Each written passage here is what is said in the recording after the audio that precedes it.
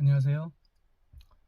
지난 시간에 이제 귀양형, 유배, 도배, 주로 이제 유배로 이야기되는 귀양형의 이제 일반적인 내용에 대해서 살펴봤는데요.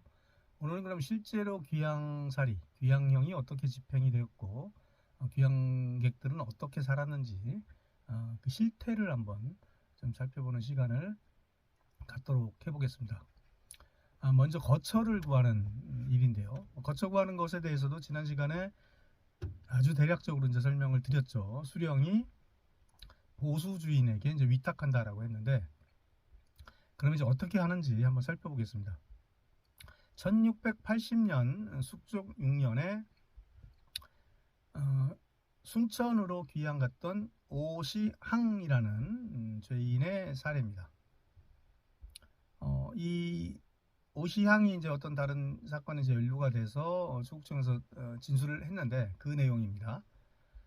저는 이제 경신년 1680년 8월 15일에 귀양 왔는데 담당 고을인 순천부, 순천은 이제 여기서 순천은 이제 전라도 순천입니다.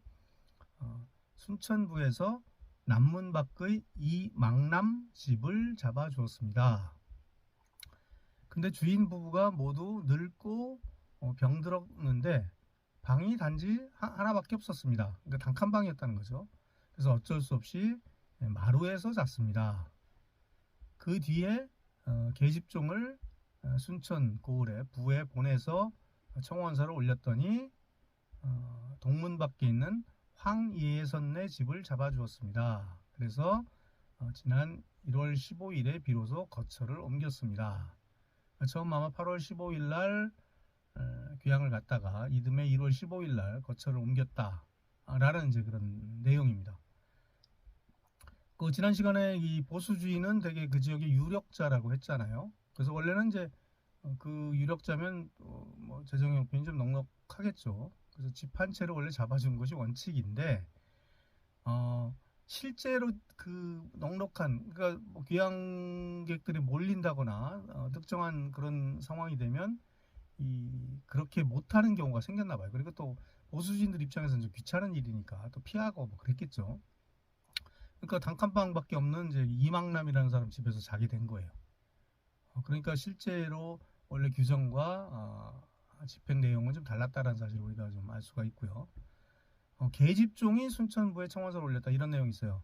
대개 이제 양반들 같은 경우는 본인이 직접 관가에 어떤 청원을 하는 경우도 있지만 대부분 종을 대신 시킵니다.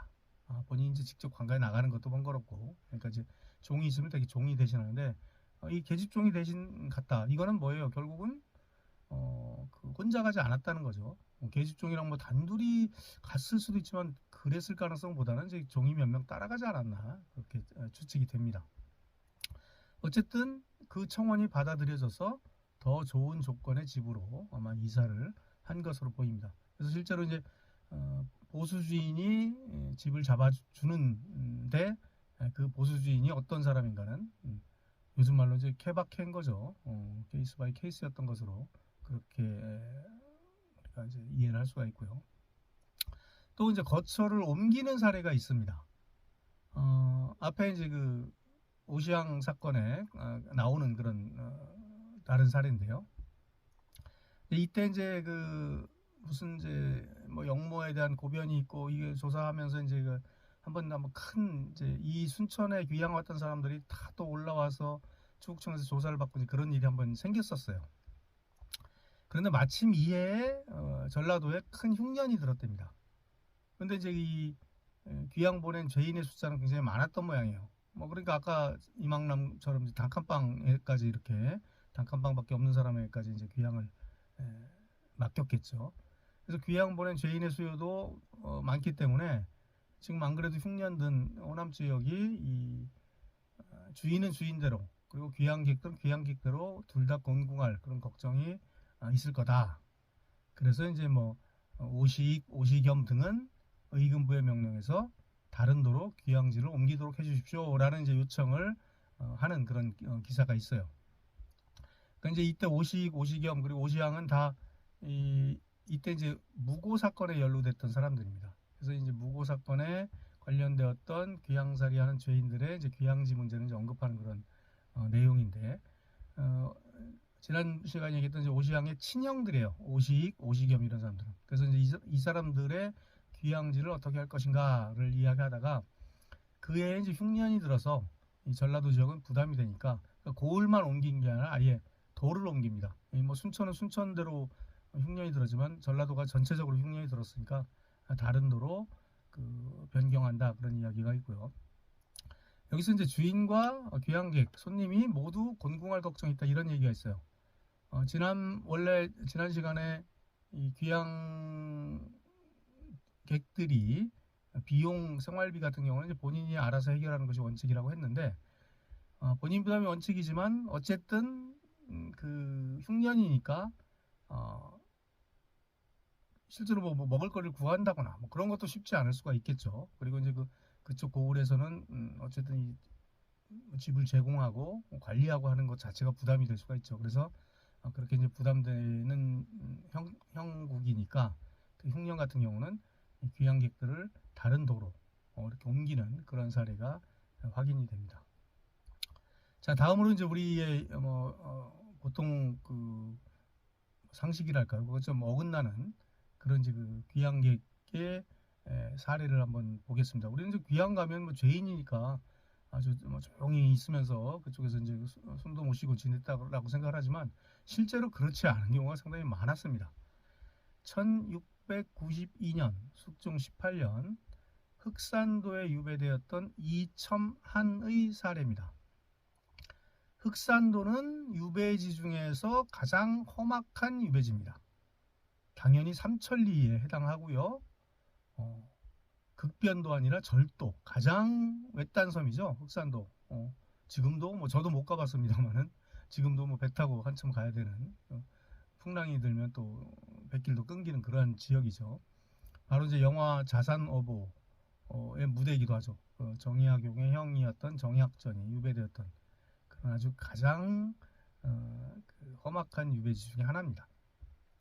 이 귀양 갔던 이첨한이라는 사람은 전직 사원부 감찰이에요. 감찰은 이제 그 정육품이니까 아주 높은 직급이라고 볼 수는 없지만 이 사원부의 감찰 자체가 다른 부서를 감시하고 감찰하는 그런 역할을 맡았기 때문에 상당히 이제 요직이라고 볼 수가 있습니다. 주로 이제 젊은 나이에 하기 때문에 앞으로 또 승진도 보장이 되는 그런 자리였다고 볼 수가 있어요. 근데 이제 정치적인 사건에 연루돼서 이제 흑산도까지 유배를 가게 됩니다. 이 흑산도의 주민이었던 43세 손세걸이라는 인물의 언급을 한번 살펴보겠습니다. 이 감찰이, 즉 이제 이첨한이죠. 이 감찰이 처음에 흑산도에 귀향을 와서 집 12칸을 주민들을 시켜 짓게 했다가 그 뒤에 우이도로 거처를 옮겨 다시 10여 칸을 집을 지었습니다. 건축에 들어가는 제목, 나무며 노동력이 모두 섬 주민에게서 나왔습니다. 건모포진이라는 그런 진에서 헐어서 못 쓰게 된 배를 구입해 수리해서 다시 꾸밀 때에도 섬 주민들을 부려서 일을 시켰고, 섬 주민들을 시켜서 억지로 배를 띄워 나가서 물고기를 잡도록 했습니다. 흑산도 주변 7섬의 백성들에게 종이 쪽지를 각각 한 장씩 나눠주고는 곡식 한 마를 억지로 거두었습니다. 이런 이제 언급을 합니다. 손세걸이라는 주민이. 그러니까 이제 이첨한은 흑산도로 귀향을 온 신세인데 집도 크게 짓죠. 12칸, 10칸 뭐 이런 집은 되게 이제 보통 기본적인 집이 초가 3칸에서 3칸 아니에요? 그 12칸, 10칸 정도면 굉장히 큰 집이죠. 그걸 귀향객의 신세로서 또 자기의 돈도 아니고 주민들을 시켜서 이렇게 했다는 게 사실은 좀 상상이 안 가는 일이죠. 근데 섬 주민들이 노동력도 제공하고 나무도 주민들이 해왔다는 겁니다. 그리고 이제 배를 수리하는 것도 주민들을 시키고 그 배를 수리한 배를 이용해서 물고기를 잡는 것도 주민들을 시킵니다. 그리고 나중에는 아마 이제 종이 쪽지 한 장씩 나눠줬다는 것은 약간 뭐 나중에 갚겠다라는 식으로 어음이었는지 뭔지는 모르겠어요. 영수증이었는지 뭔지 모르겠지만 어쨌든 곡식도 한 마리씩 억지로 거뒀답니다. 거의 뭐 빼앗은 거나 마찬가지죠. 그런데 이제 그러면 이제 주민들이 좀 약간 불만이 있을 수밖에 없죠. 그러면 이제 약간 좀 저항하고 나면 이랬다는 거예요. 조금이라도 뜻대로 되지 않으면 그때 번번이 말하기를 나는 바로 종실이며, 아마 이제 전주시 종친이었던 것 같아요. 일찍이 사원부 감찰을 지냈다. 이런 시절에도 오히려 목숨을 구하게 되었는데, 이런 시절 바로 이제 이 당시가 이제 숙종 때거든요. 숙종 때 환국이 되게 많았죠. 그러니까 뭐 남인과 서인 노른 사이에 계속 그 정치적 격변이 일어났던 시기예요. 그러니까 한때 죄인이었다고 해도 바로 또 언제 이 사람이 영전을 해서 중앙 무대로 갈지 모르는 상황이었죠. 그러니까 이제 오히려 이제 이 감찰은 이렇게 자기 그 종친이고 감찰까지 지냈던 자기 관력을 자랑하면서 어, 내가 목숨 구한 것 보면 모르겠느냐, 니들 몇 명 죽인다고 내가 어찌 죽겠느냐, 뭐 이런 협박까지 했다고 합니다. 그러니까 이제 종실 출신에다가 감찰 출신이었던 자기의 이제 신분을 과시하면서 귀향객 신세지만 섬 주민들과는 태생적으로 다르다라는 것을 이제 강조하는 거죠. 그러니까 이러한 이제 신분적 차이가 위세를 부릴 수 있게 한 그런 힘의 원천이 아니었나 그렇게 생각을 할 수 있습니다. 특히 이제 외딴 섬일수록 양반의 지역의 토착 양반이 거의 없죠. 뭐 여러분들 그 자산어보 영화에서도 지역에 이제 뭐 글을 하는 사람들이 거의 없잖아요. 그런 것처럼. 그러니까 양반의 세력이 뭐 없거나 강하지 않은 그런 외딴 섬일수록 귀향객의 위세가 통하는 어떻게 보면 그런 아이러니를 우리가 발견을 할 수가 있는 것이죠. 이처만의 이제 이런 행패는 여기서 그친 게 아닙니다. 섬 주민의 아내와 자식들을 발가벗기고 꽁꽁 묶어서 마구 때렸다. 그리고 섬으로 출입할 때는 반드시 남열을 타고 백성들에게 떠매고 가겠다. 남열하는 건 이제 여러분들 혹시 사극에서 봤는지 몰라도 그 의자처럼 생긴 가마 있죠. 이건 사실은 고위 관직자. 이게 그 가마도 다 등급이 있어요. 그래서 뭐 요즘에도 이제 관용차들 보면 뭐 몇 급 이상은 뭐 제네시스, 뭐 몇 급 이상은 그랜저 이렇게 급이 정해져 있잖아요. 그러니까 이 의자처럼 생긴 이 작은 가마는 남여라고 하는데 승지 그리고 참의, 그러니까 정삼품 이상이 타는, 아주 정삼품 이상은 이제 당상관이죠. 고위 관직자만 탈 수 있는 가마예요. 뭐 지난 시간에도 이제 수령이 함부로 가마 탔다가 귀양 가는 그런 사례도 한번 소개를 한 적이 있는데, 육품 출신의 그것도 귀양객이 가마를 타는 것, 특히 남여 같은 그런 고급 가마를 타는 것은 아주 크게 외람된 짓이죠. 그런데 이제 버젓이 백성들한테, 그것도 관직자도 아닌데 남여를 이제 떠매고 가게 했다는 거예요. 심지어는 이 섬 주민인 설개똥, 이름이 이제 개똥입니다. 설개똥의 아내와 간통하려고 갖은 방법으로 달래기도 하고 으르기도 했다. 그러니까 이제 유부녀를 또 억지로 이렇게 겁탈하려고까지 이제 했던 것 같아요. 계속 이제 손색을 언급해요. 그 밖에 뭐 침범하며 포악하게 행동한 실상이 한도 끝도 없었기 때문에 백성들이 고통을 견디지 못하고 뿔뿔이 도망쳐 이리저리 흩어진다는 그런 내용으로, 흑산도에는 이제 그 별장이, 그러니까 무관직이죠. 사실 말단 무관직입니다.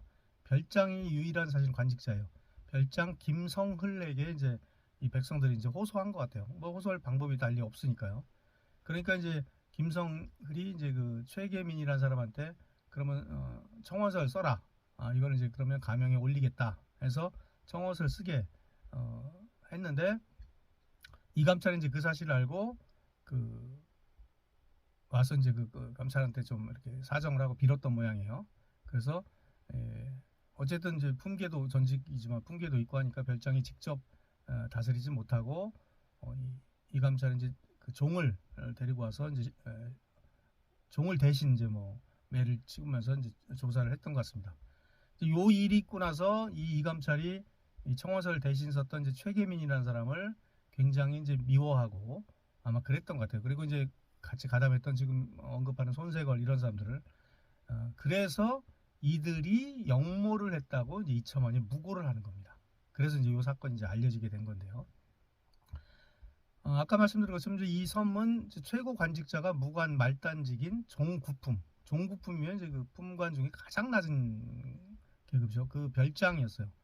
그러니까 육품 출신의 귀향객, 문관, 게다가 사업부 감찰 출신의 귀향객과 물론 지금은 귀향객 신세지만 아까 말씀드린 것처럼 그 정권이 한순간에 뒤바뀌던 숙종대에는 이 사람이 또 갑자기 그 중앙에 어떤 그런 요직을 꿰찰 수도 있는 거죠. 그러니까 이 별장에게도 되게 이제 두려운 존재였던 것 같습니다. 그래서 이제 이처만이 막 행세할 수 있었던 배경이죠. 그리고 이제 이때 아까 말씀드린 것처럼 이제 지금까지 진술했던 손세걸이라든가 그 청원서를 대신 썼던 최계민 이런 사람들을 포함한 섬 주민들이 영모 반역을 꾸민다고 이제 그 무고해서 올려보내서 이제 조사를 받았던 거예요. 이제 섬 주민들 무식하고 하니까 자기가 이제 그렇게 되면 섬 주민들 혼낼 수 있다고 생각을 했던 것 같아요. 근데 조사 결과 이처만이 무고하고 게다가 행패에 부린 사실이 밝혀지게 됩니다. 밝혀지게 되니까 차명을 받고 마무리가 되게 됩니다. 이처만이 이제 차명을 받게 된 거죠.